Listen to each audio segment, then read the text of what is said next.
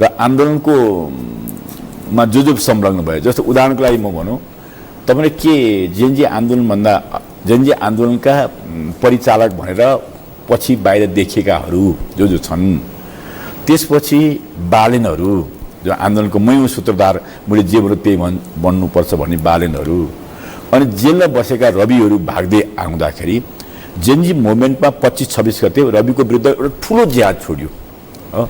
र रविलाई जेल जानको लागि बाध्य बनाउने स्थिति बन्यो त्यो प्रतिस्पर्धी राजनीतिक दलहरू पुराना राजनीतिक दलहरूभन्दा जेएनजी आन्दोलन उठेकै मान्छेबाट त्यो खालको प्रचार भयो उसलाई बाध्यता रूपमा चाहिँ जेल ब्रेक गर्ने कैदीहरूलाई मराउने पुलिसहरूलाई मराउने र कानुनको उल्लङ्घन गर्ने भन्ने जुन प्रचारित भयो तर अहिले आइपुग्दाखेरि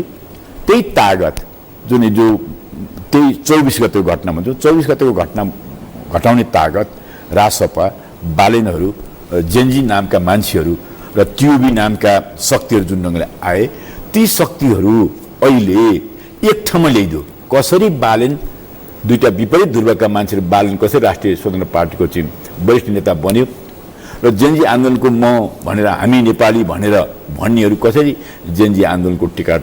जेएनजी आन्दोलन लागेका मान्छेहरू टिकट लिएर गइरहेका छन् त तीनवटा तागत जुन खालको छ हिजो 23-24 को आन्दोलनमा प्रत्यक्ष अप्रत्यक्ष संलग्न भएको गाइडेड भएको